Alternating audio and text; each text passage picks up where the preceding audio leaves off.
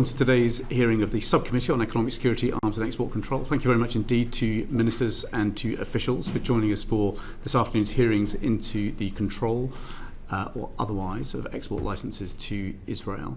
Can I start by saying that it is unfortunate that information that we required back in the summer only arrived with the committee on Friday evening after the necessity of a point of order on Thursday. I hope going forward that the committee's requests for information will be replied to rather faster.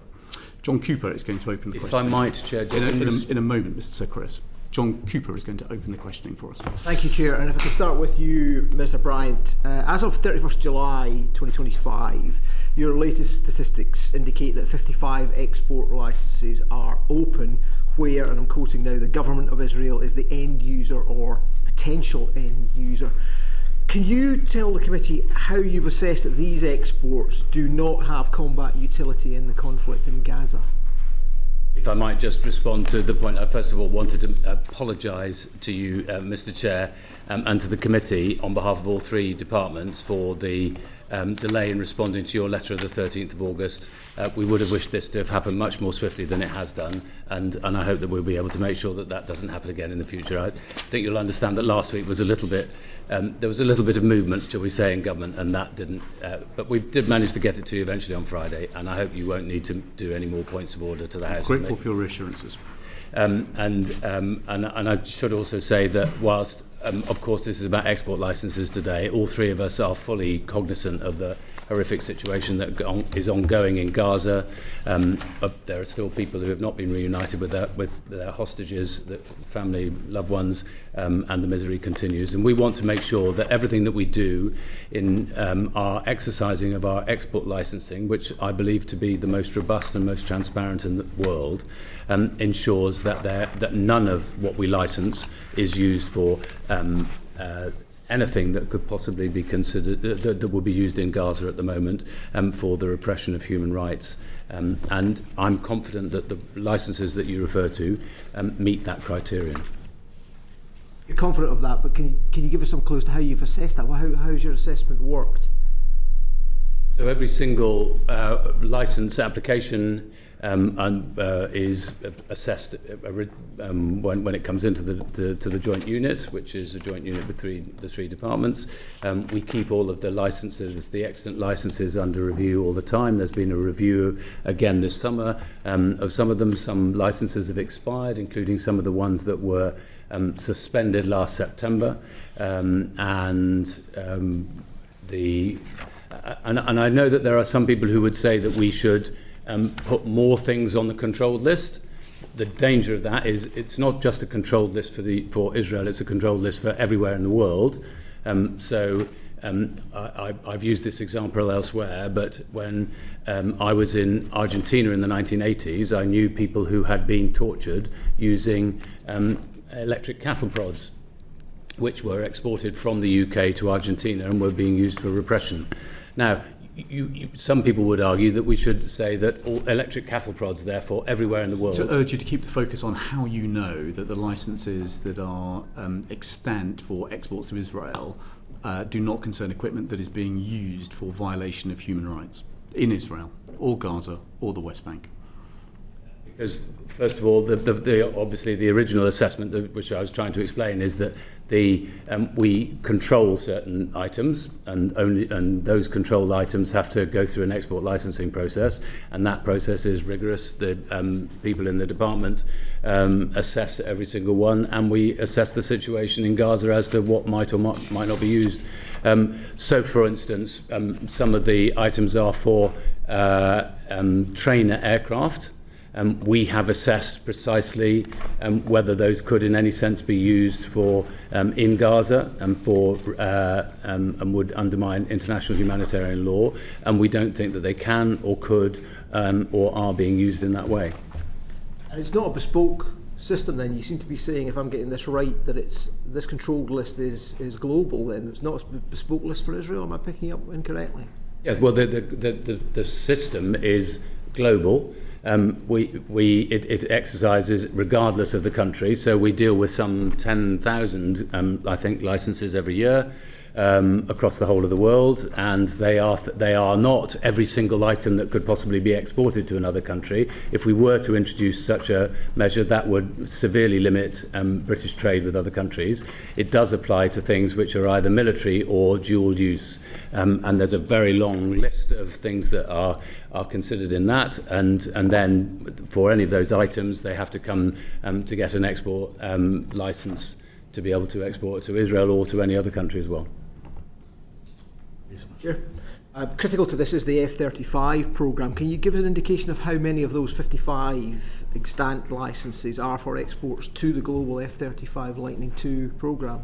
Well, the F-35 is a matter for the MOD, I'm afraid. So, in terms of the licences that you sign, how many of the extant licences concern the F-35 exports? So what?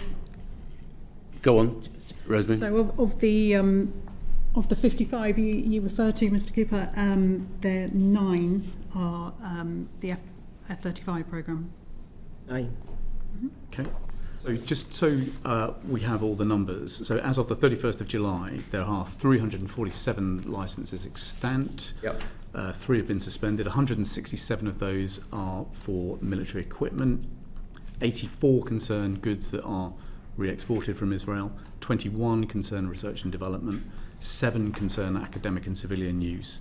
The government of Israel is the end user in 55, of which 9 concern the F-35 programme. Have we got these numbers correct? Just one thing, which is 3 of the military ones of the 167 were suspended military licenses. They're excellent. But three of the 167? Yeah. Thank you. Yeah, thank you again. We talked there about the suspended licences. There's only 3 suspended licences. That's a relatively low number. What assessment have you made the suspension is of items that might be used in Gaza, and has that made any real difference to the conflict? What I'm driving at here is a very low number. Have you proof that it's made a material difference to the conflict in Gaza, or is this simply window dressing? Is this a sop to people who want to effectively punish Israel in some way? I'm not quite sure what the tenor of your argument is in that question. Simply that you've suspended 3 licences. What assessment have you made of the effect of that on the conflict in Gaza? Has it made any material difference at all?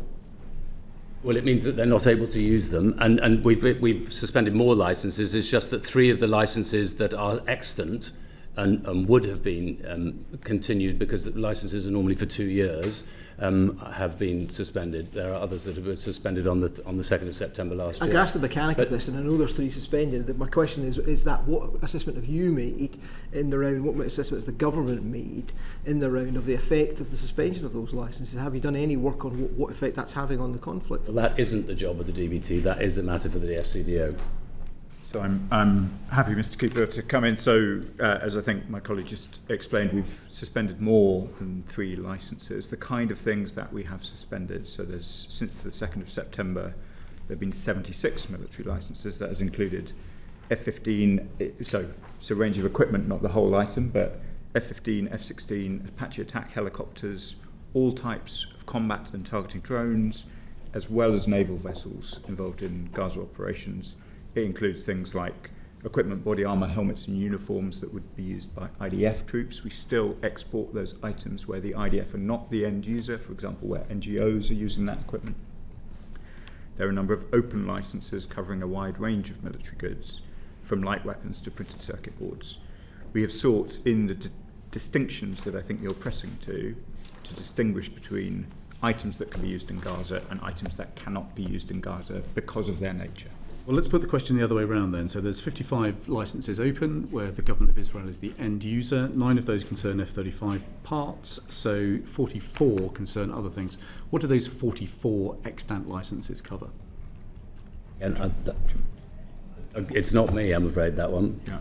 Arthur? So the kinds of things that they cover include trainer aircraft, components for escape systems, navigation and onboard pressurized air and breathing systems for submarines, a number of training items including items that go to forces which are not the IDF. That's things like flight simulator equipment, CBRN training, and some air defence components which can only be used in the Iron Dome. They can't be used in offensive purposes.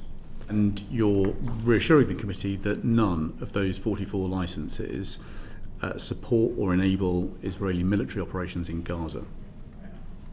That's the test which we have set ourselves. That's the test against which all three of our departments are making assessments. Given the dynamic nature of combat operations in Gaza, how can you be sure week to week that that judgment is still accurate? So, for instance, in relation to the, as I was saying, in relation to the trainer aircraft, we have made a very clear assessment. We've rigorously looked at it, and we've looked at it again this year, as to whether any of the equipment that in those trainer aircraft could possibly be used in fighter combat, and they can't. We can see no way in which they could be, and we have seen no evidence that they have been. But it could be used for training pilots who are then in combat over Gaza. But it's a perfectly legitimate question, which I've asked myself, but the assessment is that the training of an aircraft pilot on such equipment would take so long that they wouldn't be the people who would now be working, that would be engaged in fighter combat in Gaza. So nothing in those 44 licences is actually enabling operations or IDF personnel in the war in Gaza? Yes. Okay.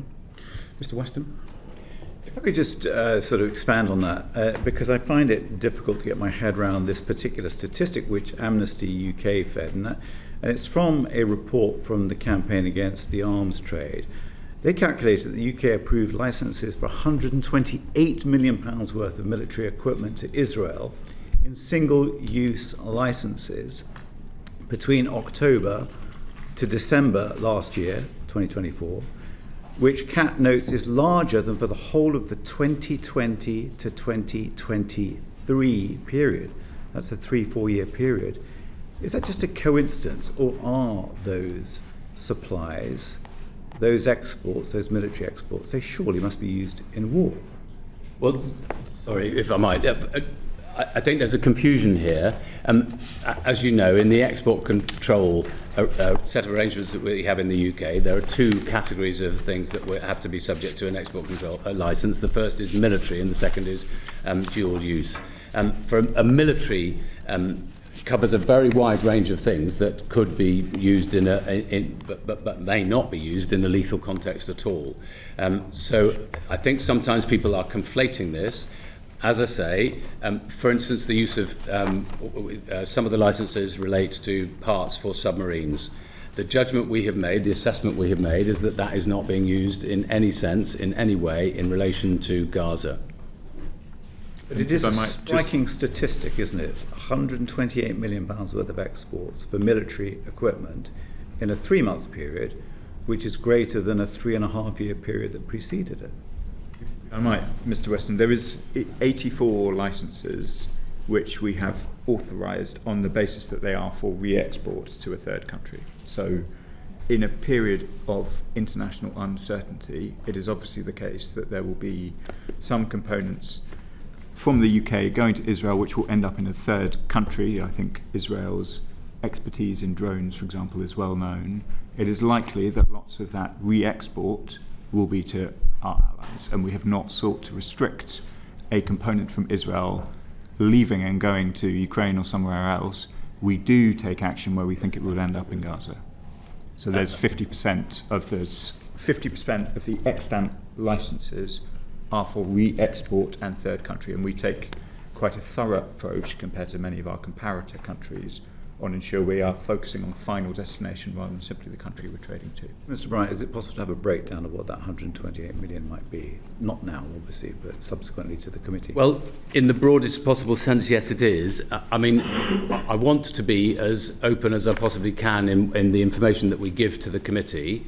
There do have to be some parameters around that in terms of the commercial sensitivity of the individual companies and in relation to the security of the individual companies. So within those parameters, I'm happy to be as open as is possible.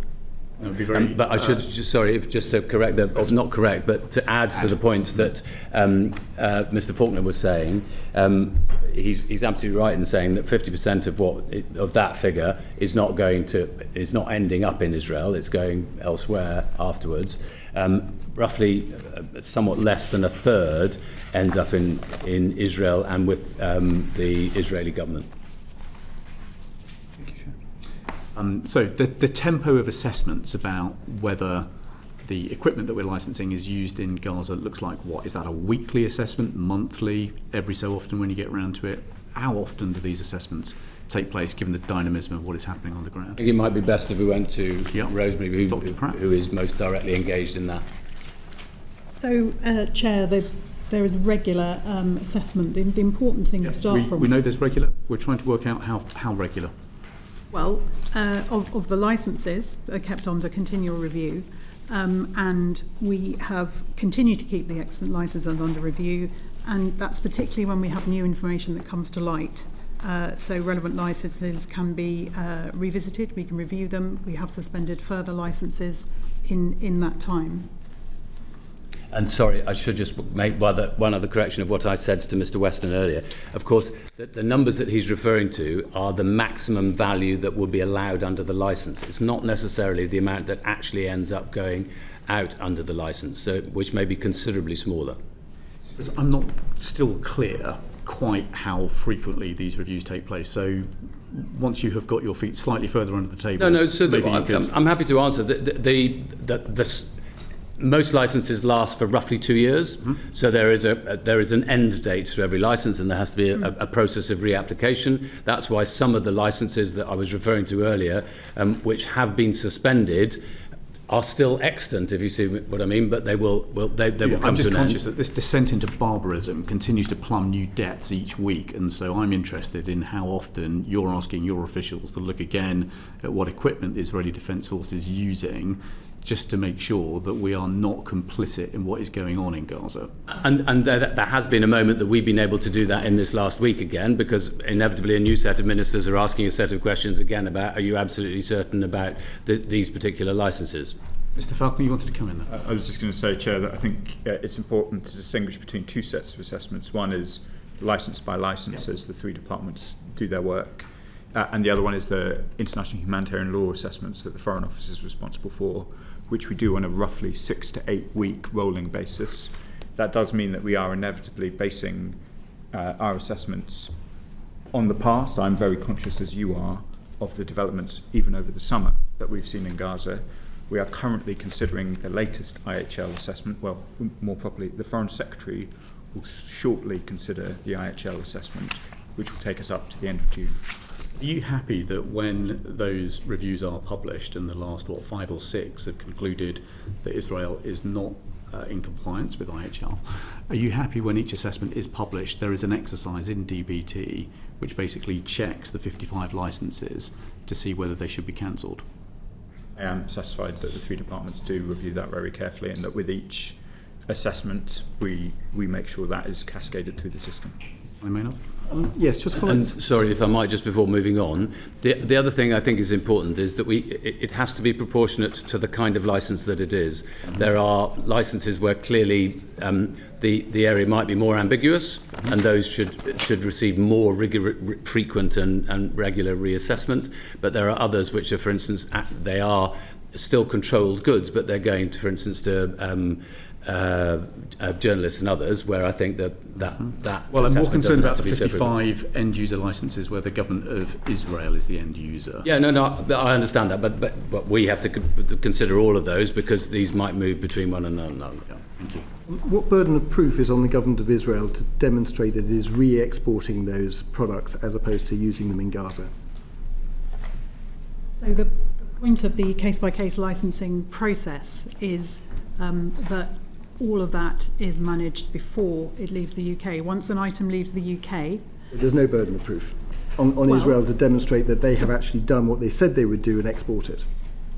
Once an item leaves the UK doesn't have control over it, which is the point of the very, very intensive assessment of the case-by-case licensing system, based on extensive information from FCDO and MOD, which is the point of the joint unit. So we just take it on good faith? We don't take it on good faith. We take it on very, very careful assessment and information done by experts in post. And, why wouldn't you be asking for export proof from Israel that if they are importing these, saying they'll export it again, they demonstrate that? Because our relationship is with the exporter. And if there were to be any evidence at any point that that wasn't where it was ending up, then that would be a breach of the license, and then we would be able to revoke. Wouldn't it be prudent and sensible to be insisting on that? No, because the work has to be done before we get to that point. Yeah. I think you're misunderstanding the process that we have. I understand it. Thank you, Chair. My first question is to Minister Falconer.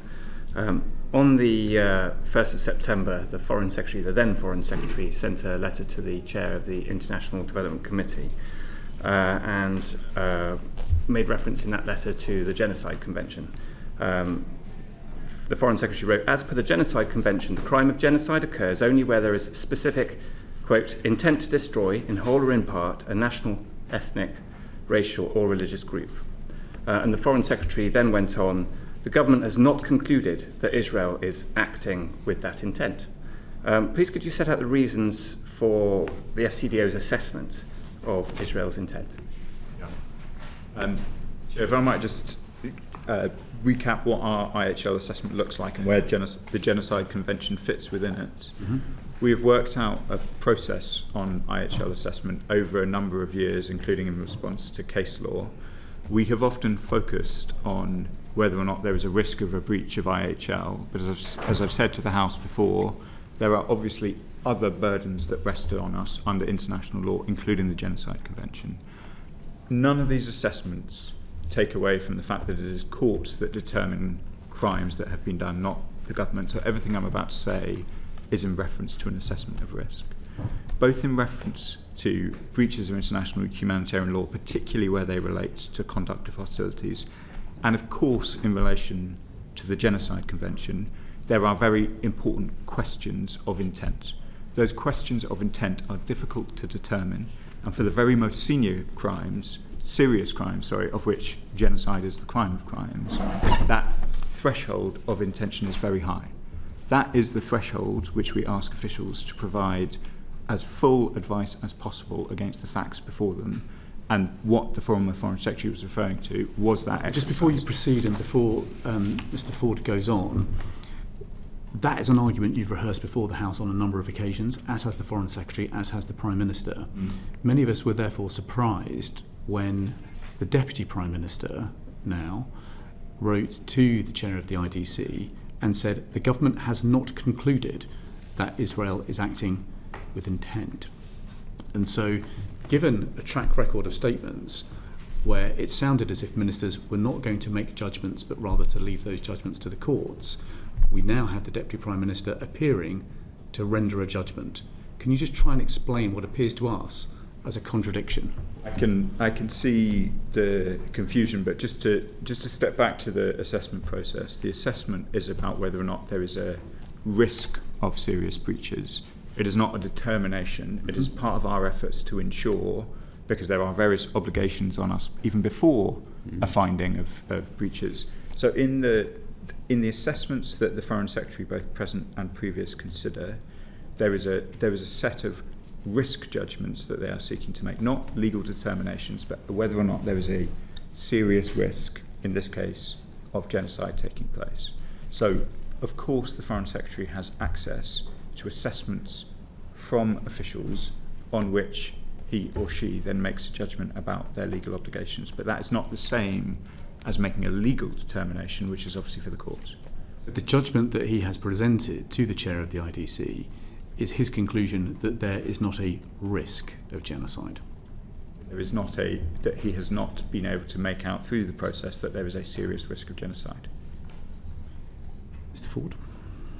So, would you go further and say that the government has concluded that Israel is not acting with that intent? Could you go further?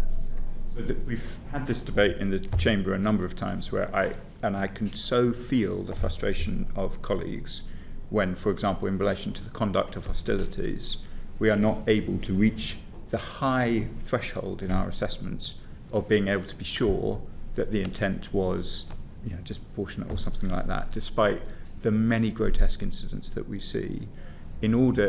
Case law is pretty clear that in order to make a determination about whether or not the conduct of hostilities were in line with IHL, there's quite a high evidential bar, which is quite difficult to meet if you are not part of the state in question. So judges have noted that often targeting decisions are done on the basis of intelligence. Intelligence other states are unlikely to have access to.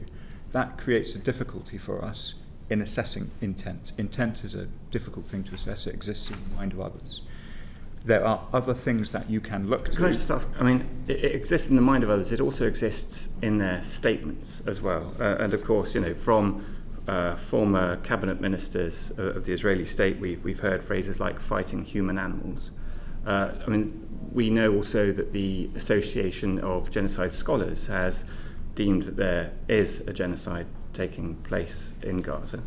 Do you not feel that it is a responsibility of the British government to make a determination as to whether or not genocide is taking place in Gaza? I think if you'll forgive me, Chair, I think it is a responsibility of the Foreign Secretary and the whole government to make an assessment of serious risk, not a determination of genocide, that is for courts, but to make an assessment of serious risk. And she and her predecessor do that very seriously on the basis of a assessment process which we put a lot of effort in order to try and make these determinations.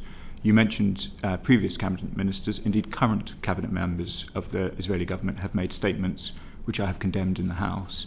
There is absolutely no illusion on the part of the British government about the gravity of what is happening in Gaza, but that doesn't take away from us the very solemn obligation to apply ourselves to the legal tests, not to make determinations, but to make assessments of risk. But of course, the problem with that approach of assessments of risk rather than determinations is that the determinations can come so late that the British state will be unable to do anything about it. So, take in point the last time that the UK recognised a genocide as having taken place, the determination around Daesh and the Yazidis, the genocide was said to have taken place 9 years prior to the determination. So surely that leaning only on risk and not seeking to make a determination falls short. I don't think so. I've been the Middle East minister since we've been the government, and we made a very early determination, which was a very solemn. We made a very early assessment, which was a very solemn assessment, that there was a risk of serious breaches of international humanitarian law in Gaza. Since that point, we have taken a whole range of actions, Mr. Ford, both in relation to suspending the licences that I described earlier, 3 waves of sanctions, restoring support to UNRWA, removing the previous government's objections in relation to the International Criminal Court, and over the coming days we will make very solemn determinations about our position in relation to the recognition of a state of Palestine. We have done a whole range of things recognising the seriousness of what is before us. That doesn't require a legal determination of any particular international crime. We have already triggered the low bar, or not low bar, it's a very serious bar, but the much lower bar of a risk of a serious breach of international humanitarian law, and myself and other ministers have taken action in response to that. At our previous ministerial evidence session, we explored that the FCDO had reached the conclusion that there was insufficient information to decide in 411 of 413 alleged incidents of breaches of IHL. Do you know what the latest figure is from the IHL compliance assessment process? Well, the latest assessment will be very shortly before the Foreign Secretary. I think the overall point that you make is correct, which is there are a whole range of incidents, many of which I have decried from the dispatch box, on which we are still unable to satisfy ourselves sufficiently of the evidential threshold to be sure that they are breaches of, or risk being breaches of IHL. And you'll have seen the extent to which the very facts of what is happening in Gaza is contested so often by all sides of the conflict. So I would say to the committee, as I've said to the House, that the fact that it is difficult to make those assessments with full confidence does not take away from the overall judgment that we have made. The way I would characterise it is you have a set of questions around the conduct of hostilities, you have a set of questions particularly around aid, because we consider Israel to be the occupying power in Gaza, and IHL is clear on the obligations that then fall, and a set of questions around detainees. The questions about aid and detainees are easier to answer because they require less insight into the minds of those making decisions. And because those are clear elements of IHL where we can more easily satisfy ourselves that there is a serious risk that Israel is in breach of their commitments, that is why we can make an overall determination without seeking to enter in every one of those instances you describe, into an argument about the facts of the case. An argument which is very difficult for us to conduct from outside of Gaza without international journalists in there. So we have reached a conclusion, a very sober conclusion, about whether or not we can have confidence in Israel's adherence to IHL in the way that I set out through the assessment process. That does not require us to make judgments on each individual incident. Recent reports stated that figures from a classified Israeli database suggest that 5 out of 6 of those Palestinians who have been killed in Gaza were not terrorists but civilians. Do ministers recognise those figures? For the reasons I just set out, I would be loath to try and give a precision which does not exist within the British government about the conduct of hostilities in Gaza. The horror of the scenes before us is obvious to all, and I've decried them repeatedly from the House of Commons. The Spanish government has taken a different view, and the Spanish Prime Minister is prepared to refer to what's going on in Gaza as genocide. When we see our allies starting to shift their position, might the UK follow rather than lead?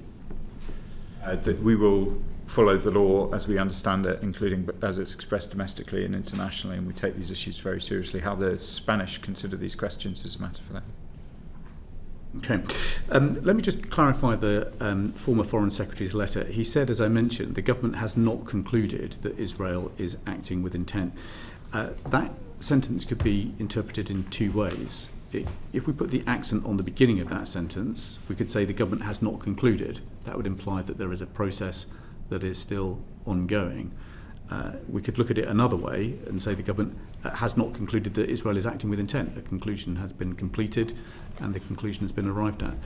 Is this determination still open, or has the government come to a definitive judgment as of now that there is not a serious risk of genocide?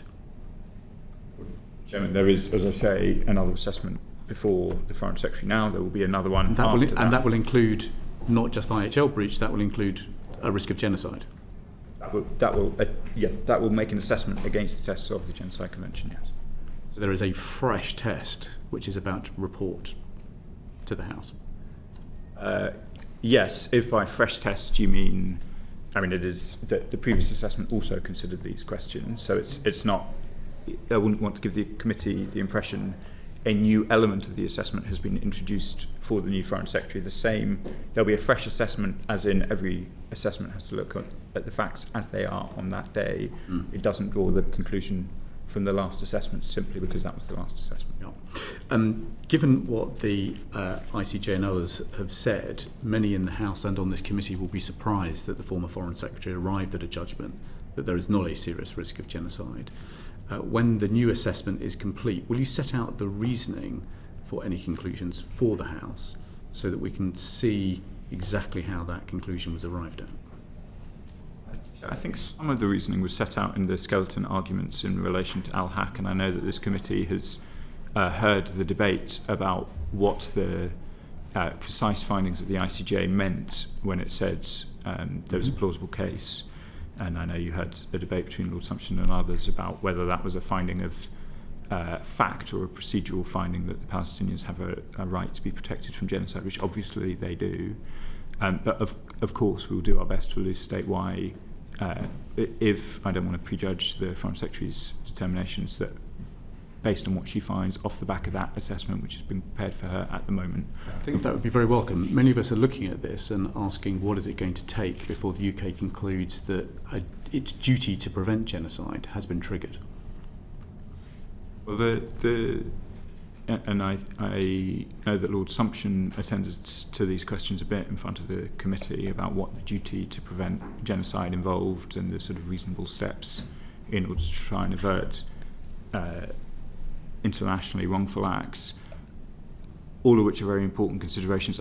I would say that, as I was saying earlier, Chair, I consider myself, and I know the whole government considers itself, under a solemn duty to try and reduce the harm that is going on in Gaza, and we're taking a whole range of steps in order to try and achieve that.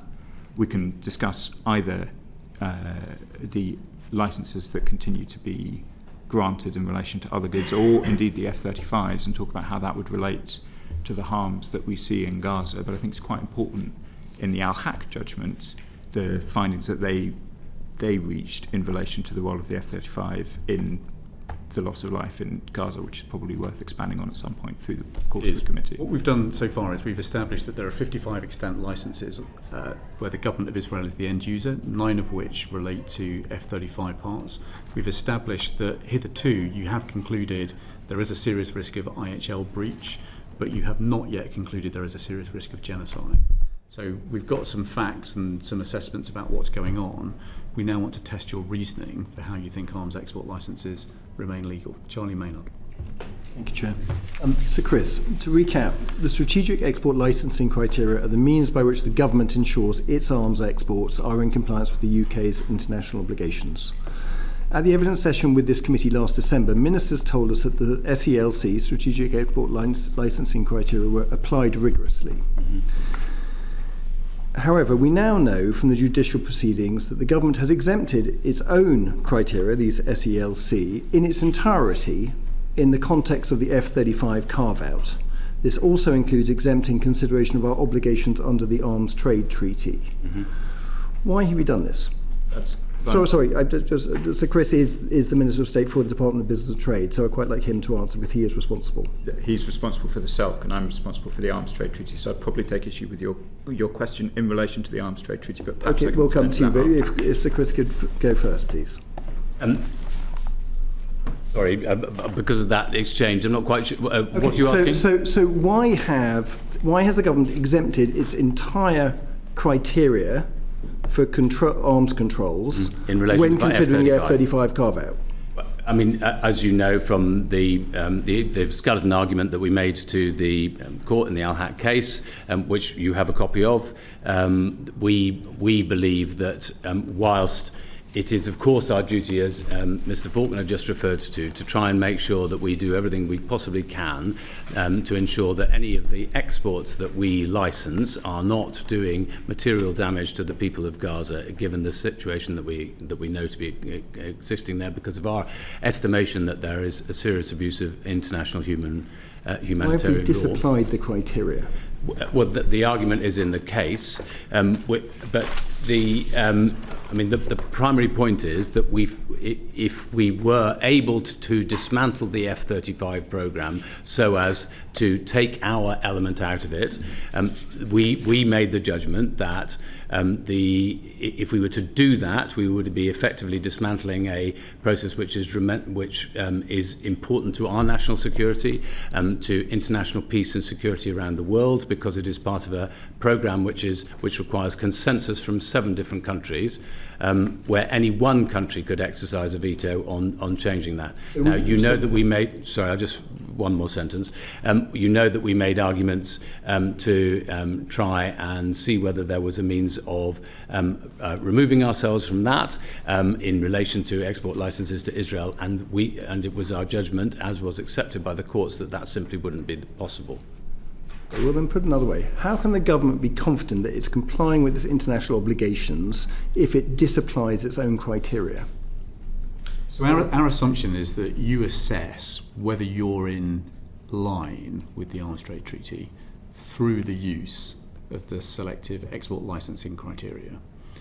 But in the case of F-35s, it would appear from the argument made in court that the entire battery of strategic export licensing criteria were disapplied, including criteria 1, which obviously requires you to respect the UK's international obligations, and criteria 2, and indeed all the criteria set out.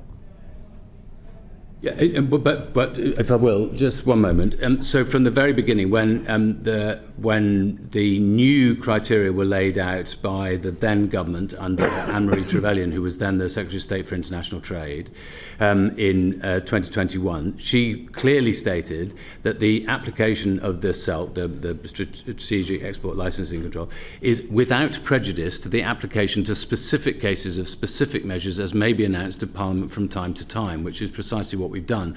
There has actually been another instance where we've done that, which was in relation to Russia's invasion of Ukraine, which when we had to exempt in a very similar way, because there was an interim measure, obviously, to halt exports in the very early stages of war, while sanctions were being prepared by the UK.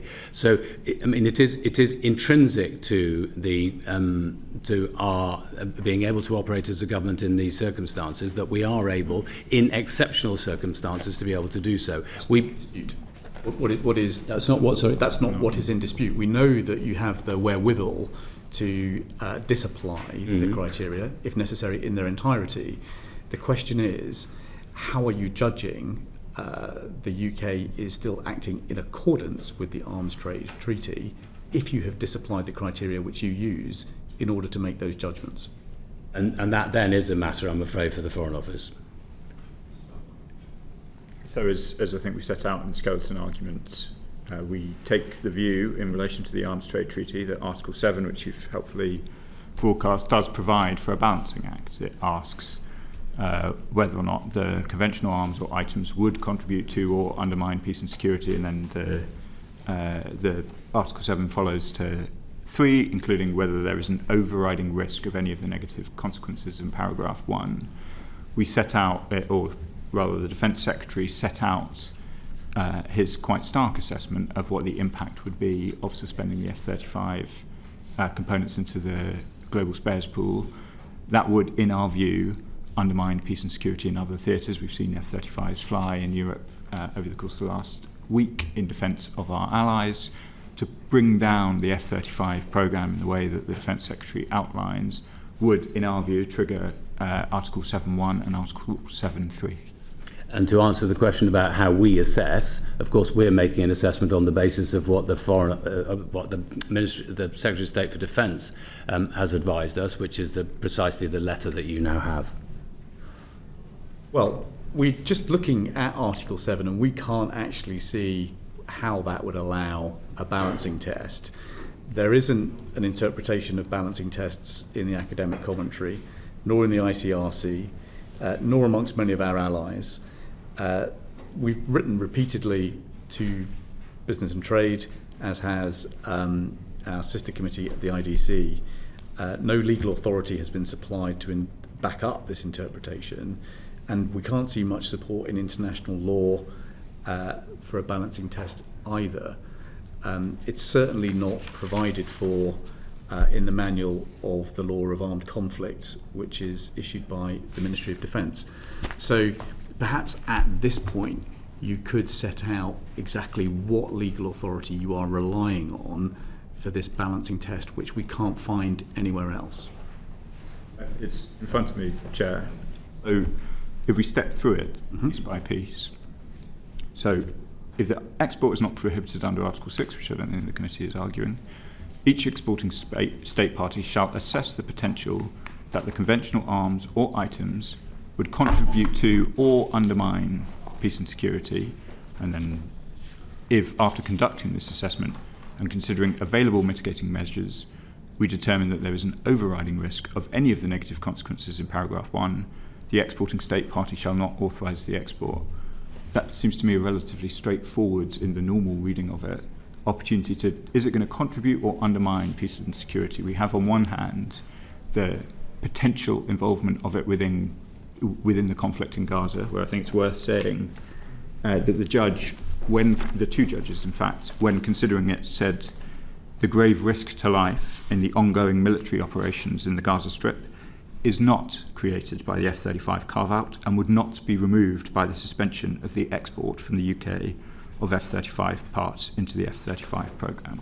That seems to me a relevant consideration to would it contribute to or undermine peace and security, as to is the element set out by the Defence Secretary where he warns about bringing down the F-35 programme through ceasing provision to the global spares. I'm sure Minister Pollard would be able to give more detail to it, but it feels pretty straightforward to me. The text that you've put in front of me does provide for that balancing, because the question is, would it contribute or undermine peace and security? The Arms Trade Treaty in its entirety is pretty clear. It's not presenting balancing tests, it's presenting absolutes. And the absolutes that it presents are that if there is a risk that exporting something contributes to a breach of international humanitarian law, then the export should not be allowed. Is it not quite clear even from that text that it's saying, I mean, both the text in itself, but Article 7 is clear that this is not an absolute article, because it's saying if the export is not prohibited under Article 6. So I read from that. But it's also saying if the item could be used to commit or facilitate a serious violation of international humanitarian law, the exporting state party, i.e. you, shall not authorise the export. I mean, we undertake these assessments on the basis of all of the legal advice available to us. The legal advice that we have is that Article 7 provides for a balancing test. We've set that out in skeleton arguments before the court. That is, I'm struggling slightly to see. I can see that there is a question about whether you put more weight on A or B, but given that it's clear that the absolute prohibitions are in Article 6, which is explicit from Article 7.1, seems a reasonable reading of Article 7 that this is an article which provides for more than just absolutes. Our challenge, Mr. Falconer, is that we can't find any other supporting authority that would support that line of argument, and indeed even the High Court judged it merely tenable. So perhaps we could make progress in this way. Perhaps you could undertake to write to the committee to set out the legal reasoning that supports your interpretation that you presented to us today. Would that be okay? Yes, I do think it is in the skeleton argument, but I'm happy to expand on it. Thank you very much. Mr. Weston.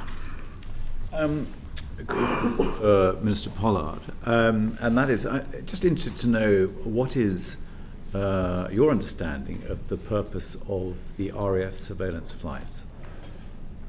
The RAF surveillance flights from RAF Akrotiri are solely for hostage rescue. So they're designed to seek to identify the hostages that are being held, and then for a test to be applied to the information, if they are able to locate any, that says we will transfer that information only when we believe that the information that is transferred will be used in accordance with IHL. It's not for any other aspect other than hostage rescue. The flights are unarmed. They were previously carried out by Shadow R1. What are they?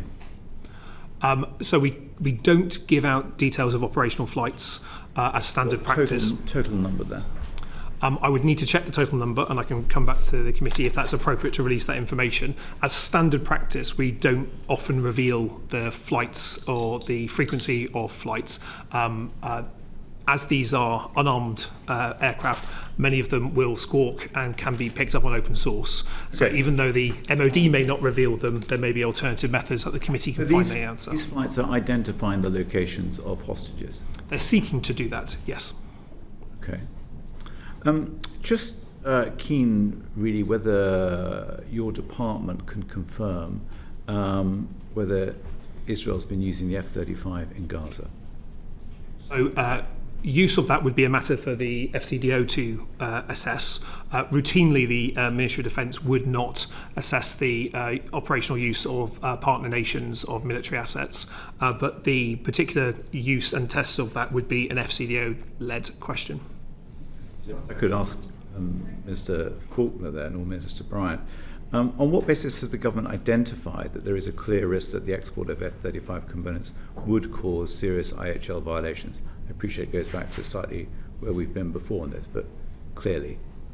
If I might just say a little bit about the likely use of F-35s. So F-35 is, I think, makes up 40 of the 300 combat aircraft available to the Israelis.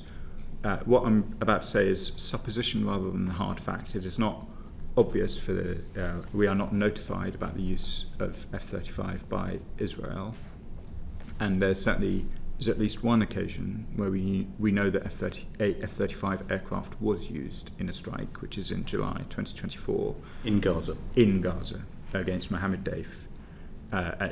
It is likely, we would suppose, that the F-35, as Israel's only fifth-generation combat aircraft, is used much more often for other tasks where the air defence, being able to conceal yourself from another state, is more likely to be required.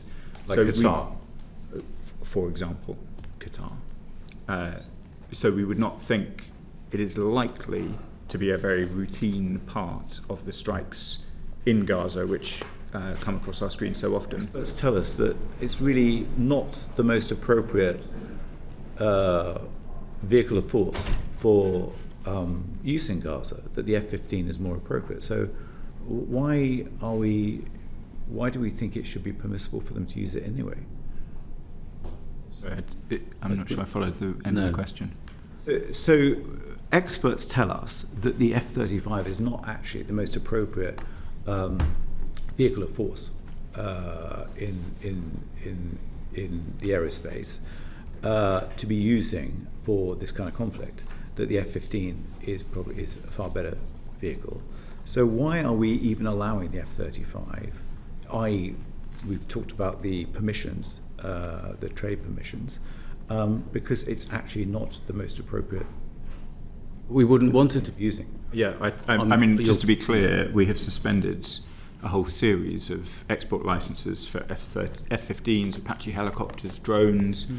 In the assessments that we do, the most regular sort of use of or military equipment being used that is most often associated with strikes of real concern. Sometimes it's artillery, often it's drones, sometimes it will be an airstrike, but in some of the instances that will immediately come to mind, including the strikes on a hospital, it will not be necessarily combat aircraft that are involved. Where those combat aircraft are not F-35, then they have been suspended. The reason why we have not suspended F-35 is not because we think conceptually it cannot be used in Gaza. As I say, in July 2024, it does appear to have been used in Gaza. It is because of the wider issues that we described in the debate about Article 7. I understand that. It just seems that it's almost like an academic argument, given that there's no need to be using it, I guess is my simple point. If you say, Minister Faulkner, that it has been used, and you gave a date when you believe it was used, what is the likelihood, what are the chances of being used again in Gaza? So I want to be clear, Mr. Weston, that it is very difficult for us to determine, given all of the things that have been said so far, exactly what weaponry has been used when in Gaza, the lack of international journalists, all of the obvious reasons that would make those determinations difficult. I suspect that the F-35 is not used regularly. The strike in July 2024, I think the Israelis believed was against a particularly high-value target senior in the leadership of Hamas. So it may be that it has been used on other occasions for similar such strikes. We would be surprised if it were being used with any great regularity, but it's difficult to give the committee very precise answers on that, given the constraints about the information available. It could be used in the West Bank. It in theory could be used in the West Bank. I'm not aware of any reporting of in the West Bank recently that could be similar to this sort of signature of an F-35 strike in the way that we've seen in other places, but I can double check that point and come back to you. And just to be absolutely clear, Mr. Weston, we have rejected and ceased licenses where people have sought to export other equipment for other airplanes, which we were fairly clear would and could and in all likelihood would be used in Gaza. And the only difference about the F-35 is the way that the whole system is constructed. Mr. Pollard, just come back to you. Do you have an estimate for the number of sorties that have been undertaken by F-35? And what information does the government have on targeting and the ordnance used by the Israeli F-35? We don't routinely collect information on the activities of Israeli planes, and so we don't have a lot of that information that I'm afraid I can share. So with the surveillance flights, we don't actually keep data, we don't record anything about any of the amount of destruction of any part of Gaza during those flights? Oh, so if we're looking at the activities of the hostage search flights, that's solely for the intention of locating hostages, so that all the activities of those flights are based on hostage location to assist in the search and rescue for those hostages, and so that's their primary and only tasking. We don't ask them to look at additional activities. Their sole tasking is on hostage rescue.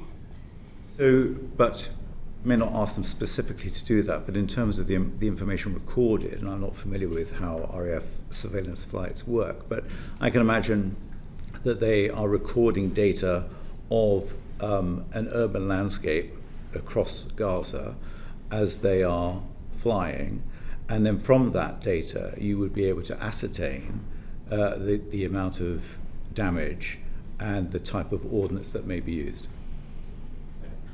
It would not be normal for me to, the flights are solely there for hostage rescue. So their intention is to use the technologies and capabilities to look at that. As a result, we don't look at beyond those activities. And it'd be hard for me to give out further details due to operational security. I understand, but in the absence of any journalists, any media being allowed in Gaza, even media reporters aren't allowed to film when they're dropping humanitarian aid into Gaza. So there's a complete absence of information. It just perhaps strikes as strange that there would be data that's available from surveillance flights that could be used to ascertain the amount of munitions and the type of munitions that are being used over Gaza. That's not the purpose of those flights. It's not the purpose, it's just whether we as a government, through the RAF, have that data. Whether the data would be held in such a format that it would be able to identify that, because effectively, instead of, without going into too much detail, instead of looking at the landscape, the geographies, it's trying to detect information that would pinpoint a location of individual hostages. So in respect, the tasking of the aircraft would be a different set of tasking than you are suggesting might be available in the data. Okay. Is that something you could ask the RAF to do? It would not normally be a thing that we would look at in relation specifically to this, because the tasking and our entire mission out of RAF Akrotiri is solely for hostage search and rescue. If there were to be alternative taskings or based on a wider aspect, that would require a very different approach, and it may also affect the permissions that may be available to the planes to operate in the area. I understand, but I guess if going back to Minister Faulkner's point about making an assessment, if there's an opportunity for the government to make an assessment of what is happening in Gaza, when all of us are denied that because we have no media feed about what's happening, the UK actually has an opportunity to determine or assess what is happening from those flights, and therefore the government has an opportunity to do that, which would actually be very helpful then in determining whether a genocide is happening in Gaza. It's difficult to go further in answering the question due to the fact that we don't routinely comment on intelligence matters. If there were additional taskings placed on those aircraft beyond just hostage rescue, I think the ability of those aircraft to be able to deliver those activities would be more constrained. So as a result, it has been the clear policy of this government that those aircraft are only and solely used for hostage rescue, and we don't provide any other data or collect any data beyond hostage rescue. We're looking the other way. No, we are absolutely looking for the hostages.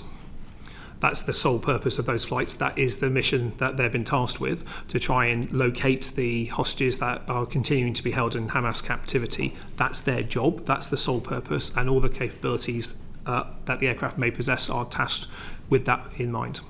And if I may... So you are not supplying what you find to Mr. Falconer's IHL compliance cell? If the Foreign Office would want to know about hostage rescue data, then there'd be a conversation that would take place. But as the aircraft is solely focused on hostage rescue, using the capabilities for hostage rescue, that may not necessarily be of interest to other government departments unless it's around hostage rescue, which is what the data is there for. Foreign Office ever asked the Ministry of Defence whether it can collect data to help it assess whether IHL breaches are unfolding? I'm not aware of that, but I would need to check the wider conversations. Could you write to us on that? Yes, it would be useful to know useful. specifically whether the government could do that and when it would choose to do that. I'm happy coming back to you on that, but just to reinforce, the ability of the RAF aircraft or the contracted aircraft to operate is entirely reliant on the permissions given by nations in the area. If the tasking of those aircraft were to go beyond hostage rescue, I think that would change potentially the calculations around some of those, which would, I think, actually defeat the purpose that you're arguing for in relation to that. Mr. Maynard. Thank you. Thank you, Chair.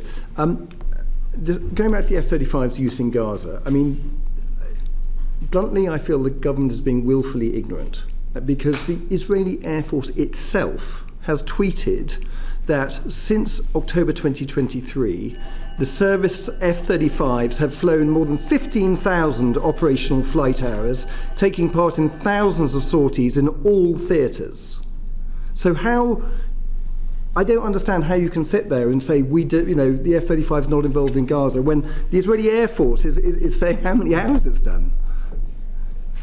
With respect, Mr. Maynard, in the year that I've been the Minister, Israel has flown aircraft in lots of different places. A sortie is not the same as a strike, and it was to be expected of 40 aircraft that there's quite a lot done. The question that the committee has rightly asked is what level of fidelity do we have about F-35 flights into Gaza? And I've given you my I go back to willful ignorance. So to that point, we have planes going over there. Yeah, we can see bombs being dropped. We can see whether those are, we can join those dots, and we are choosing not to. Mr. Maynard, I am not showing willful ignorance. I am not ignoring evidence that is before me. We consider, it may be how it looks, but I'm telling the committee that every piece of evidence which is before me and every piece of evidence that is before the Foreign Secretary, we consider. There is a difference, as I'm sure you know, between a drone flight, which happens at a much lower height, and an F-35 flight.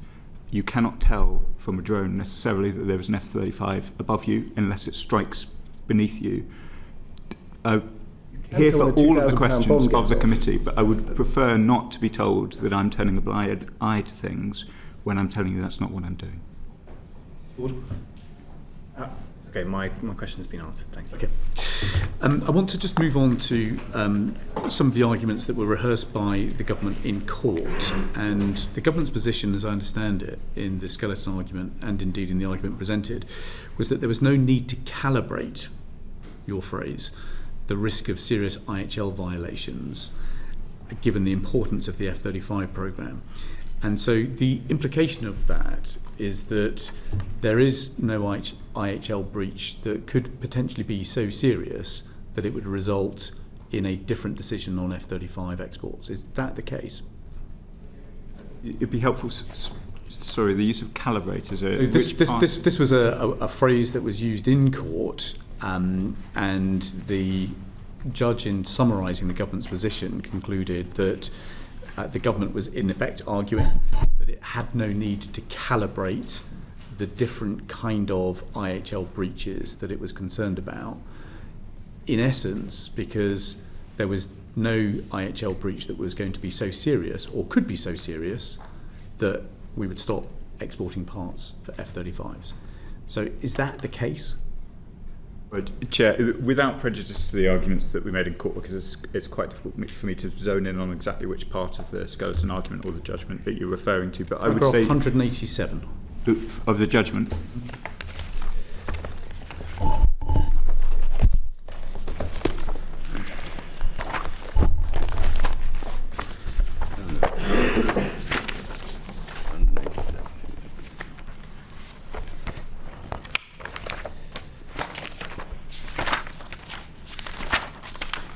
Let me just.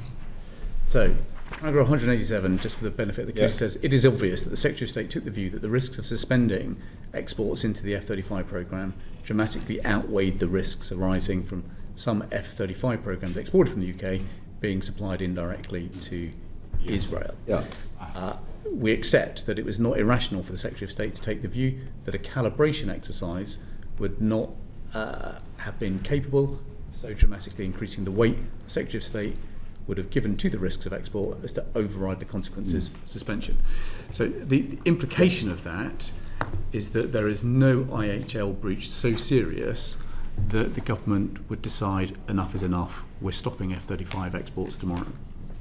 That was not quite what I took from that section of the judgment. I think that I'm careful to summarise judges, but my reading of that section was that the judges, having satisfied themselves on the factual position as it currently is, I quoted, I think it's paragraph 164, where they say the grave risk of life in the ongoing military operations is not created by the carve-out and would not be removed by the suspension.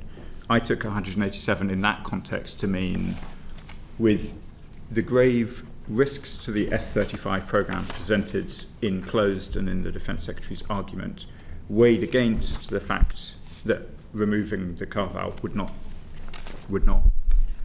remove the grave risk to life of the ongoing military operations in Gaza Strip, that the calibration of those two set of facts meant that the Secretary of State was reasonable not to overly labour on that question in calibration because it was so obvious. That is not to say, I think, Chair, that we make these assessments regularly. We do so with full knowledge of the very serious tests that fall on us from international law, from a whole range of treaties and instruments, including the Genocide Convention. Clearly, if we reach different assessments, then I think questions like this would feel very different indeed. But I read 187 as being recognising ending the carve-out is not going to end the violence in Gaza, and there are very significant implications for Britain's national security and that of our allies. A balancing test was not required, a calibration was not required beyond the one that was provided. And if I might, the only other point to make is, of course, that the court is not deciding whether the decision was right or wrong. It's deciding whether the decision that was made by government was made lawfully. And of course, it decided that our processes were thorough and lawful. I think it really concluded that it couldn't judge adherence to an international treaty. In fact, that it was actually for Parliament to hold ministers to account, I think was the tenor of the judgment. But I just want to come back to Lord Hoffman, didn't it? So, Chris, let me just come back to the substantive point, which is that the reassurance you're giving to the committee, Mr. Falconer, is that Israel does not have a carte blanche to use F-35s as it so pleases. Well, the reassurance I'm giving the committee is we will review the whole spectrum of IHL, including the Genocide Convention, on a regular basis. The Foreign Secretary takes that responsibility very seriously, and what decisions might flow from those assessments clearly remain open. So you've admitted to the committee that there is in effect a line, and that Israel hasn't yet crossed the line. And so even though export of F-35 parts may constitute a serious breach or a risk of a serious breach of international humanitarian law, there could be a point which, if Israel crossed it, a decision would be taken that F-35 exports must cease. I'm reluctant to agree that there is a red line in the way that you characterise, not because clearly a finding under the Genocide Convention of a serious risk is a very, very solemn finding indeed. The questions that would then flow for the government, I think, was set out in Lord Sumption's evidence. Are there things that can reasonably be done by the British government in order to try and prevent that? Those would be the questions that would flow to us under those circumstances. The reasons why I'm slightly reluctant to accept that those are the considerations of a future time and these are the considerations of today is because it would be to undermine the solemnness of the decisions that we took in September and have taken since. There is no ambiguity in my mind about how grave the circumstances are in Gaza. I am doing everything that I can in order to try and bring about the objectives of this government, which are an immediate ceasefire, aid getting in, hostages being released, no future for Hamas and a two-state solution, I wouldn't want to give the committee the impression that I or anyone else in the government is waiting for some further thing to be triggered before we really seriously get busy. Yeah.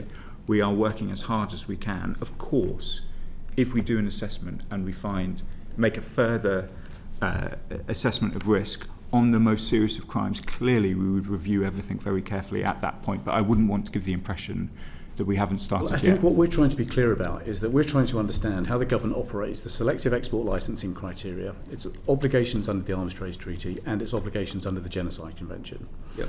And the implication of the obligations under all three of those systems, you've assured us, does not mean that Israel has a carte blanche to use F-35s in whatever way it likes.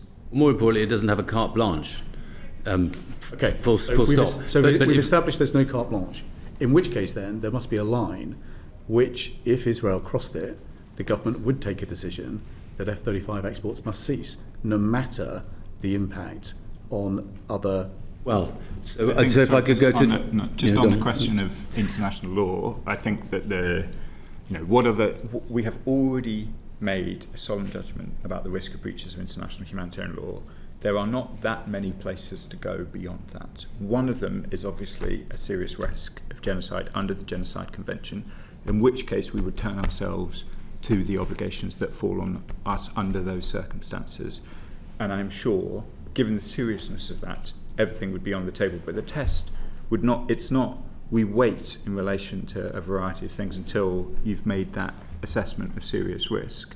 You would turn your mind to the question of the Genocide Convention. It is clear what the judges think about the F-35's impact on the conflict in Gaza from paragraph 164. They are clear that if we were to stop the carve-out, it would not stop the violence in Gaza. I consider my primary job as the Minister for the Middle East is to try and stop the violence in Gaza. So it is relevant, clearly, that having gone through all of this evidence, the judgment of the two judges is that stopping the suspension would not make a difference to whether or not violence in Gaza The implication of what you've just said is that if the government came to a conclusion that a duty to prevent genocide had been triggered, then there would be a different kind of behaviour from the government to what we have today, which is a judgment about a risk of breach of the Arms Trade Treaty that has allowed you to continue the exports. You're saying if there was a different judgment under the Genocide Convention, different obligations would flow from the government and presumably exports of F-35 parts would cease. I think so the treaties are not equal. And your obligations under the two treaties are not being equally honoured. So we're honouring all of our obligations to the treaties in the hypothetical situation, which I'm reluctant to get too deeply into. But in this hypothetical situation where a serious risk had been triggered, then there is language both in Article 6 and other treaties which we would need to turn our minds to. And I'm, as for reasons I'm sure you understand, Chair, I'm reluctant to get drawn too much into a hypothetical situation that we are not yet in. All I would say is that clearly this is the crime of crimes and the British government would take it very seriously were we in that situation where we had made that assessment. And sorry if I might, just one other bit to go back to the judgment of the court. On ground 11, it found that the government had reasonably concluded that there was no realistic possibility of persuading other F-35 partner nations that exports of F-35 parts to Israel should be suspended, and that the UK faced a blunt choice to suspend all exports and accept the defence and diplomatic consequences which would follow, or choose to exercise the carve-out. Now, I can't think of a set of circumstances in which that blunt choice wouldn't change. Even if the government had concluded that its duty to prevent genocide had been triggered? Well, what Minister Faulkner is absolutely right about is, of course, I mean, with the proviso that we have to be very careful about hypothetical sets of circumstances, we will always have to keep in review every single element of our engagement in this space, just as previously we decided to suspend our negotiations towards a free trade agreement with Israel. Given the daily descent into barbarism that we're now witnessing, why is the assessment that you're making on breaches of IHL only going up to the end of June? Why is it so slow? There is a... So I would differentiate between two things. One is that for the purposes of this exercise, which requires real precision, given it is a sort of quasi-judicial process, it does take some time in order to go through the full suite of what we know and pull it into a proper assessment for consideration. That doesn't mean that the British government waits until those assessments have been done. I think the House has heard me comment on events in July, August, etc. in the Chamber. The fact that it takes a little while is, it's a shame, but that is just... I don't think there's a case for speeding it up. So I think the ministers of the Foreign Office seek to respond as quickly as we can to the events of the day, whether they are, the strike in Doha this week or the IPC findings of 2 weeks ago. In terms of getting these assessments right, a lot of very important consequences flow from them. So 6 to 8 weeks feels about right, given the considerable amount of Foreign Office resource that is required in order to try and make sure that we get through all of the evidence, which is voluminous, to make assessments proper. So, given the dynamism of the situation and indeed the speed of descent of what is going on in Gaza, you don't think that 8-week period can be compressed? Do I think it is possible for the 8 weeks to be compressed? I think it may be theoretically possible, but regrettably the dissent has been happening throughout my period as the minister, so it may be that you could compress in a particular period, but things have got worse over quite a long time, and the Foreign Office needs to be able to maintain a consistency and a depth of assessment across all of these assessments, each one that we do. Yes, so Chris, do you think there's a sensible, relatively simple middle way through to solving the F-35 carve-out if we had enough gumption to stand up to the US? And it could look something like this. F-35 parts continue to be sold to Israel for defensive purposes only and not for use in Gaza or other questionable theatres. All parts are tracked, so we can see where those parts are being used, and that is conditional on our continued sale of parts. So yes, we're not contractually bound with Pratt & Whitney, I get that, but this is a conversation. We've got 60,000 people dead. We need to find a way. Why this kind of false argument that the only thing is just a complete stop of all F-35 parts and that's kind of would compromise the UK seems to be a real bogus red herring. So what about that simple way through and trying to find a consensual way through with the US, with Israel, to keep Israel to allow to defend itself, but stop using the F-35s in Gaza and elsewhere? Well, it's an intriguing idea, and it's the kind of idea which, of course, has occurred to lots of people in the department before me, and for that matter to me as well. There are some very significant problems with it. One is tracking is not quite as simple as everybody would suggest. I'm informed. Secondly, Mr. Maynard, you referred to the concept of consensual. Consensus in this circumstance means all the nation states together. The way the F-35, Minister Pollard could speak more to the way that the F-35 is constructed and all the rest of it and the supply chain, but most of it is put together in 3 different countries. Let's talk about the UK, US and Israel. I'm not talking about the rest. We could come up to our own agreement saying the UK government will not allow these parts to be exported. Our parts in the UK, never mind what goes on in other countries. Indeed, you have to achieve that consensus, and that is not as easy as anybody would like to suppose, which is one of the things that was talked about in the court judgment. Well, that comes down to determination, doesn't it? But it's not about gumption, I have to say. Really? No. I think people have tried quite hard. It's not it's the way this particular the F-35s are constructed, and the way that the contract is constructed does not make that easy. Now, the diplomatic arrangements are obviously for the Foreign Office, but I don't know whether Minister Pollard wants to answer any specifics about the tracking issue. I think it's worth understanding how the Joint Strike Fighter, originally CF-35 programme, works on a global basis, in the fact that of the 8 original partner nations, of which the UK is one of those, the US being another, agreements on how the F-35 global support system operates has to be taken by consensus, which means all nations in that original 8 have to agree to that position. It is our assessment currently that we would not get consensus on changes to the process. And the way that the system works is that the UK manufacturers making bits of the F-35, and we make approximately 15% of every F-35 on the planet, where there's no alternative sourcing, it is only us that sources into those programs. UK manufacturers who are contracted either from the US government via one of the two primes, Pratt & Whitney for the engines or Lockheed Martin for the airframes, we make the bits, or UK manufacturers make the bits, whatever that may be, could be the ejector seat or the rear fuselage. That is then exported into the global supply spares pool, which is either sent to a fulfillment centre to be sent out to a different location to an F-35 user, which could be one of the original 8, or it could be a foreign military sales, or to one of the 3 production lines in the US, Italy or Japan. Luke, as soon as it leaves, we don't track the mechanics, it. We get all this, but there's 60,000 people dead.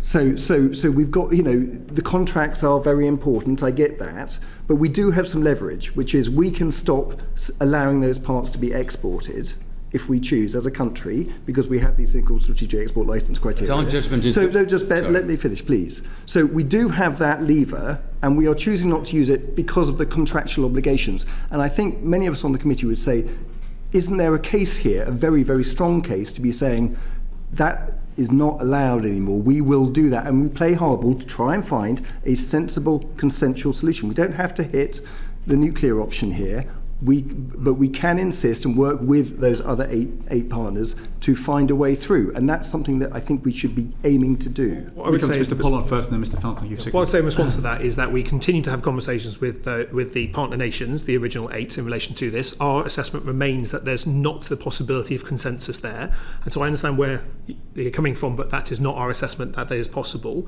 It's also worth understanding that if we were to not export these parts into the global programme, the entire global programme is then at risk. Which gives us some leverage. Every F-35 on the planet, which also then has a subsequent risk for peace and security. For instance, it was an F-35 from the Netherlands that shot down one of the Russian drones over Poland. So there is an immediate use of F-35 around the world, supporting our national security requirements and those of our allies.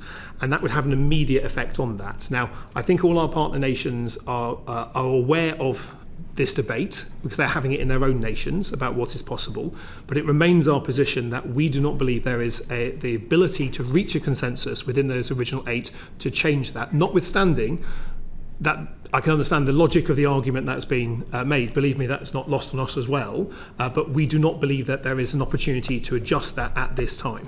Well, let me just test this. So on page 2 of the advice that we have just published, which you supplied to the Secretary of State for Business and Trade, it says that senior MOD officials have engaged with the F-35 Joint Programme Office to understand what options might be available to mitigate the impact of a UK licensing suspension. Sadly, the next paragraph is redacted and summarised with the words, "There are significant obstacles to any changes to the present structure." Given the constraints on us in open session today, could you give us a flavour of what those obstacles are? It would not be appropriate for me to reveal confidential conversations between the partner nations. The gisting of that element that was redacted is correct. It remains our assessment that we would be unable to achieve a consensus on alterations to the way that the global F-35 programme works. We have spent time with lots of supply chain experts. We have spent time with former senior leaders in the Royal Air Force. And I think we are still perplexed as to why it is impossible to not, in effect, ground F-35s in Israel while preserving the F-35 fleet elsewhere. Given the constraints on you, in terms of the evidence you can present today, could you look again at how you could explain to us here in Parliament that it is impossible to ground F-35 planes in Israel without grounding the fleet around the world? I'm happy coming back to the committee, but it would be the same as the evidence presented in the Secretary of State's letter, in the fact that the F-35 system is a global system that does not operate different systems for different nations. It's a single global system, and in which circumstances any changes to how the F-35 procurement system on a global basis works requires consensus, and we do not believe we can achieve consensus. Has just told us that Israel does not have a carte blanche, that there is a line that exists, that when Israel cross that line, there will have to be consequences. So at some point, this bridge is going to have to be crossed. And it could be you're telling us that that bridge requires a consensus amongst the partners. But we just need to understand how the UK does withdraw from this programme if all of a sudden we recognise that we now have a duty to prevent genocide. On this second part of just in terms of the characterisation of what I said earlier, clearly Israel does not have a carte blanche under international humanitarian law, and we've taken, in which case there must be a line. A whole series of steps so far. The question of whether or not should some further higher position of misery be reached where we did find a serious risk of genocide, clearly we would want to review all of our international legal obligations. I was not saying that necessarily F-35 would be one where there would be a change. It is clearly relevant that the judges who have looked at this have said that it would not make a difference to what happens in Gaza. That is not saying clear, we you're not look ruling out an F-35 change. I'm not ruling out any change if we made that determination. Chair, I can answer your question in terms of withdrawing from the F-35 programme. So it is possible for any nation to withdraw from the F-35 programme. For a nation, when a nation withdraws from the F-35 programme, they are unable to use any of their F-35s again, which means that our carriers would no longer be used. Our F-35Bs from the RAF would not be able to be used. We would not be buying the F-35A for participating in NATO's nuclear mission. That would be the impact on the state-level activities. So we would not be able to use F-35s. But as the contracts that exist between UK manufacturers are not with the UK government, they're with the US government via the primes, those contracts would continue to be in place. It's worth understanding that in many cases the reason why we have the second highest level of content outside the US in an F-35 is because of the quality and ingenuity of the IP in those platforms. So it is not an F-35 IP in the ejector seat that we make in the UK, for instance. It is the IP of the UK firm that makes the ejector seat. At such point, if there's an export restriction on those, the replacement procurement to find alternatives for those would, in our estimate, take a number of years across that, which would then have an immediate impact effectively on the ability of the F-35 production line and the global spares pool to operate in the way that it currently does, which would be a quite considerable impact. So there is theoretically a route where you could do these things, but the impact on our own national security and those of our immediate allies, bear in mind that 12 of the 30 or so NATO members operate F-35, including allies further afield as well, that would be a significant impact and would therefore have a significant impact on UK-US relations in particular, and our ability as a nation to make the case for procuring other platforms with allies, bearing in mind that F-35 in the UK supports 20,000 jobs. That's not to say that we're not alive to the appalling situation that we see in Gaza,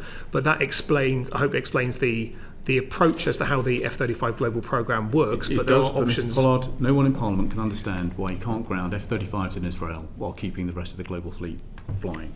And so your advice, just laying out that rationale for Parliament, would be a great service to colleagues. I'll be taking that away. Brian Matthew. Thank you. And if I could add on that point, and the partners, as I understand it, are the US, the UK, Italy, the Netherlands, Australia, Canada, and Norway.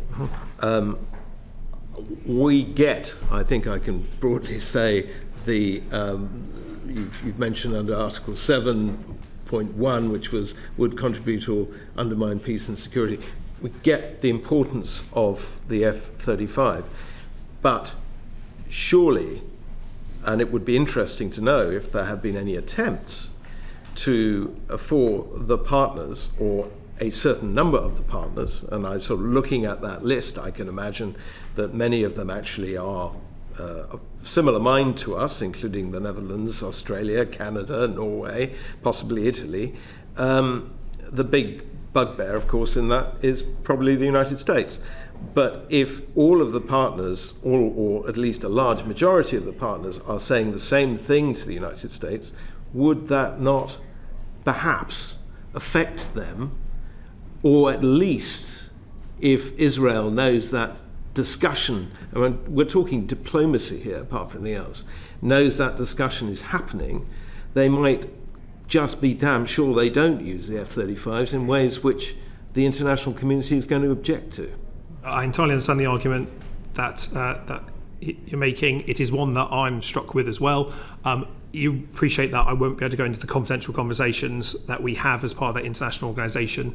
We maintain a regular dialogue with all the 8 partner nations, 7 plus us ourselves, as part of the partner nations of the F-35. It is something that all partners are aware of in terms of this debate, but it remains our assessment we can't reach consensus currently. It might be useful to hear from Mr. Faulkner as well on that, because you're the FCDO, you're the diplomat in the room. I am.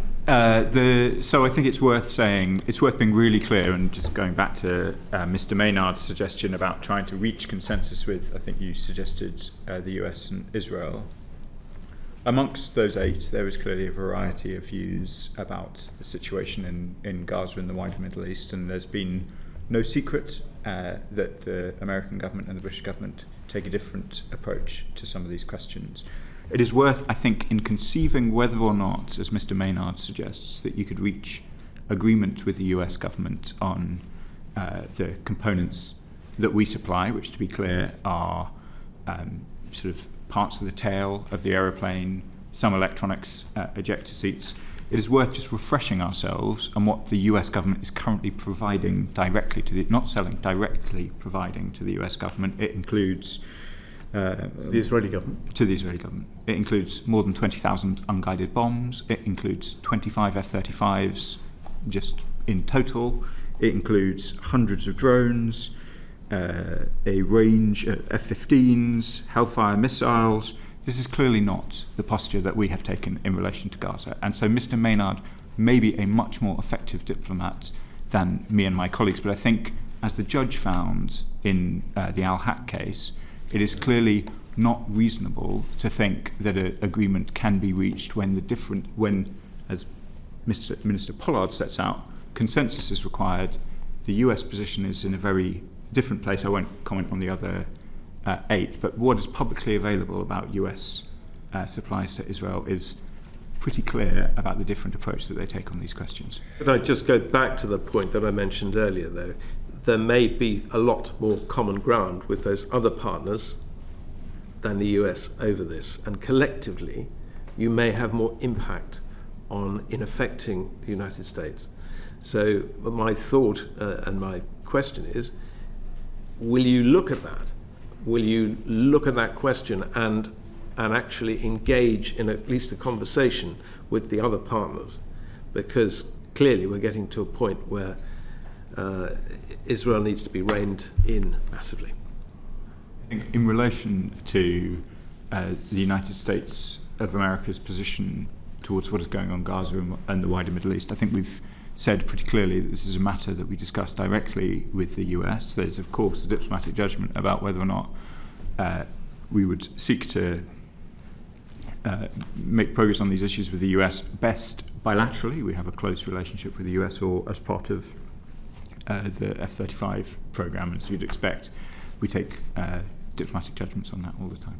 Can I just, sorry, Chair, if I might just, because Mr. Maynard suggested something which I didn't hear properly. I think he suggested that one of the things that we might look at is whether we could only allow Israel to have F-35s for defensive operations. I think that's what he was saying. And if so, my anxiety is it's very difficult to... That's not the judgment we're making. The judgment we're trying to make is on the deployment. And once something has gone to Israel, it's very difficult to make a differentiation between offensive and defensive operations. I'm going to move us on because I think we've covered that. Sarah Edwards. Thank you, Chair.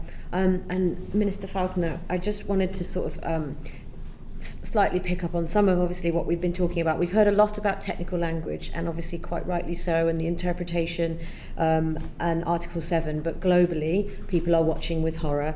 Our constituents are watching with horror, and what they want to know is what power the government has and how it deploys it, what's available to it to try to help to bring an end to it. And we've talked a bit about some of the things that have been used, some of the things that have been implemented. So they want to know, what is the pressure that can be put on? How are we doing that? Are we doing everything? And some of what we've heard in this session has related to licenses at the moment. You know, for example, we take the flight training equipment. So there may be a decision that's currently taken that, well, it's not going to be used at the moment. We could get into that again, but we've dealt with that. I think what people want to know is, why are we not putting everything available to us on the table? Why are we not making it difficult? Should it be that they can use training equipment or any other equipment? And why have we made a decision not to go as far as we can? Because it feels as though the evidence and the weight of that, for anybody watching, regardless of what the criteria might be, actually people don't necessarily want to hear too much about the technical argument now. They want the moral argument to succeed. And so I just wondered if you could speak to why we have still not made some of those decisions, and how much more power do we have, and why haven't we deployed it? Well, thank you. I think it's absolutely obvious. I came in, as my colleagues did, as the Foreign Secretary at the time, came in with the policy objective of an immediate ceasefire. Other than for one brief period, we have not achieved that objective. We came in wanting the hostages out, humanitarian aid, Hamas removed. All of these things remain outstanding. I can assure the committee it is not from a lack of effort on the part of HMG that we have not made the progress that we want to see. We have announced to Parliament a whole range of measures which we hoped would lead to change, whether it's sanctions on Mr. Smotrich and Mr. Ben-Gvir, the steps we took in relation to the International Criminal Court, 3 waves of sanctions, restoring funding to UNRWA.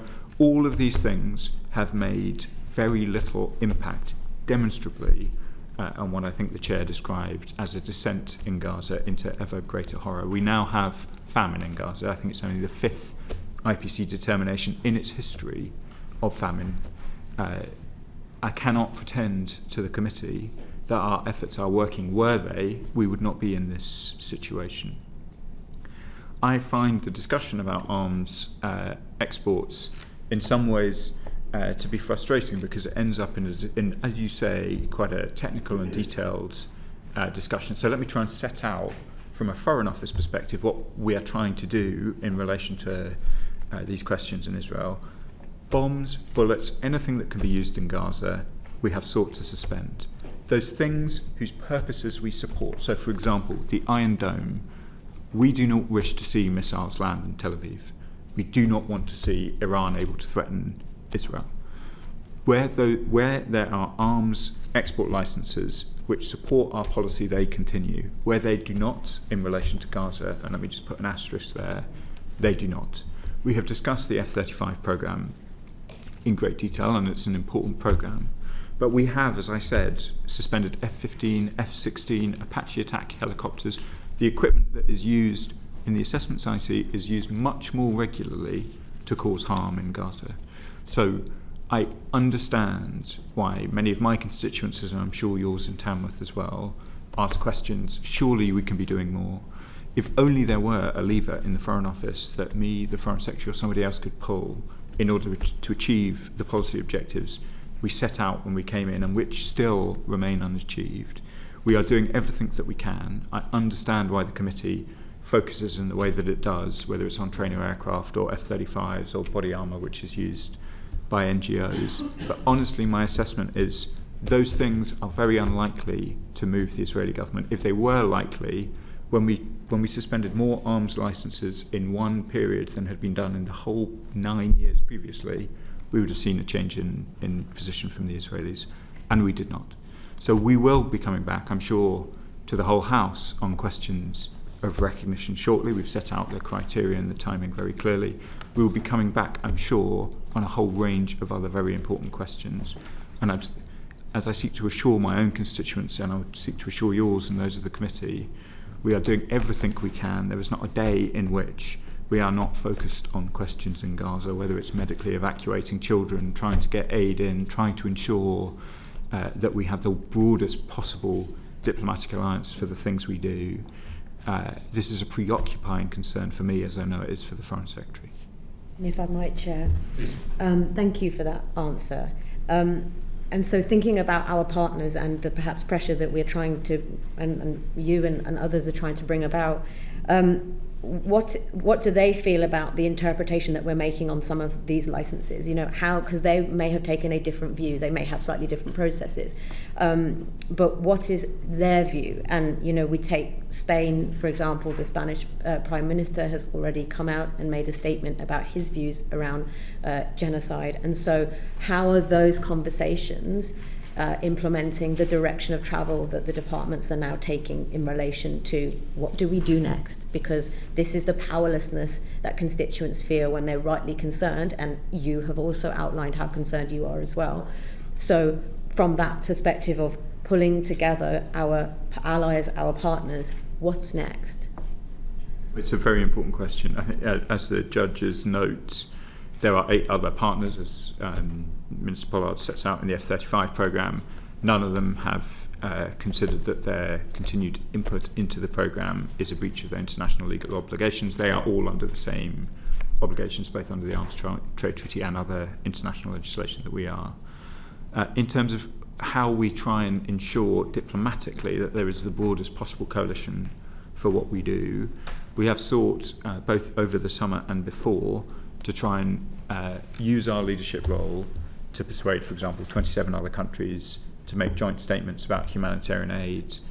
We announced the sanctions on Mr. Smotrich and Mr. Ben-Gvir in company with others, including Australia, Canada and New Zealand, I think.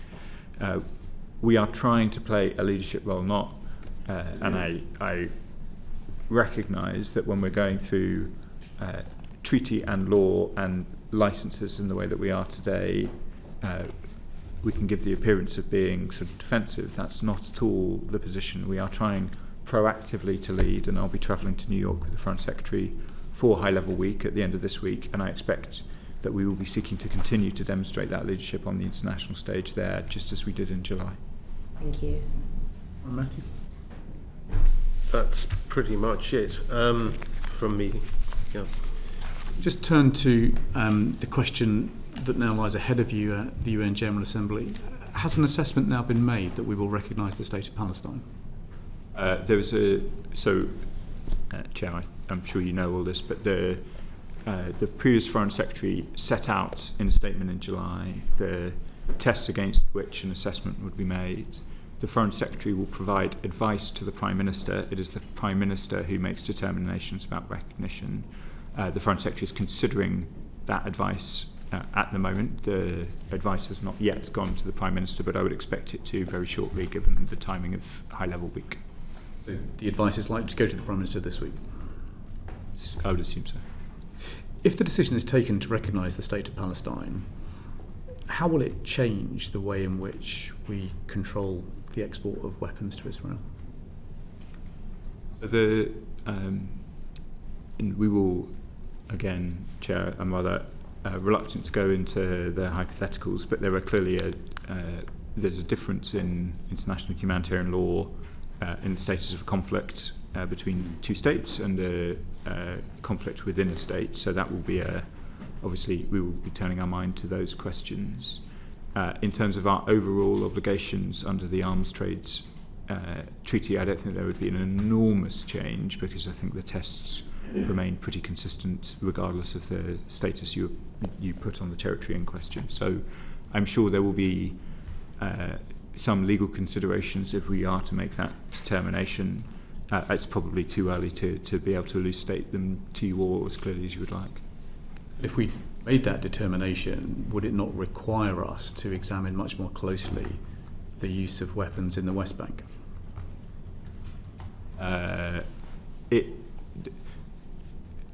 Well, I don't want to prejudge what the Prime Minister might decide. I hope I don't seem evasive, Chair, but if we do make that decision, I recognise that Parliament will rightly be anxious to understand what the legal implications of recognising a Palestinian state are. So given how close it is, I'd prefer to try and address those questions after we've made the determination, if that would be okay. I understand the prohibition on arms exports at the moment relates to arms that may be used in Gaza. Am I right in saying that there are licenses for weapons that could still be used in the West Bank? The test is what is happening in Gaza, but as you've seen from the discussion this afternoon, we are looking mostly to what use they might be put. It is difficult for the reasons we discussed with Mr. Matthew to determine, in fact, which weapon systems are precisely used in Gaza. So the prohibitions, or the suspensions rather, of arms export licenses, which were focused on Gaza, would also apply to the West Bank, because we have no geo-tracking on how these weapons are used. So Israel is engaged in a number of places. We would consider that the suspension of licenses justified by IHL assessments of conduct in Gaza would also affect weapons in use in the West Bank, East Jerusalem, southern Syria, or anywhere in Lebanon. The question we asked at the top of the meeting was whether any of the 55 extant licenses for which the government of Israel is the end user were being used in Gaza, and Sir Chris said that they were not. Can you provide the same reassurance that the licenses that are currently extant, where the government of Israel is the end user, are not being used in the West Bank? I can. I will double check the point and write to you, but my understanding has always been that and just looking at the licenses themselves, they are not, the air defence elements are not in use in West Bank, but I will double check the point and return to you. It's my understanding that the prohibitions that cover Gaza would also cover the West Bank and other places where similar such activity might be taking place. Well, I was going to say all of that, but and I think it should probably be me that's writing to you. Yes, maybe a joint letter. Thank you very much. If there's no other questions from the committee... Sorry, if I might just one thing. Please. Following UNGA, if whatever decision is made by everybody, if there are implications directly for us, then I'm very happy to write to the committee and engage with you directly. Thank you. I appreciate that. I think we've established that there is a line that constrains Israeli conduct, and so there may well be further sanctions and controls on weapons exports if there is an assessment that there is a potential risk of genocide and that our duties to prevent genocide are triggered. We've established that there are 55 licenses still extant, that the government of Israel is the end user. You've undertaken to write to us with the detail that you can supply about what those licenses actually relate to. Mr. Falconer, you've undertaken to share with us in the next IHL assessment a little bit more about your reasoning as to why the government has arrived at a decision that there is not a risk of genocide. You've also offered to share some of the legal logic which we lack about why you think a balancing test is possible within the constraints of Article 7 of the Arms Trade Treaty. And Mr. Pollard, we're grateful for your reassurance that you'll supply, to the extent that you can, an argument as to why we can't ground F-35s in Israel while keeping the rest of the global fleet flying. This committee, like you ministers, is looking at what is going on in Gaza with utter horror. We wish the hostages could come home soon, but really, the conduct of Mr. Netanyahu's government is simply outrageous, and we should not be complicit in it. Thank you very much indeed for providing us with evidence today and for the background evidence that you have supplied to us last week. That concludes this hearing.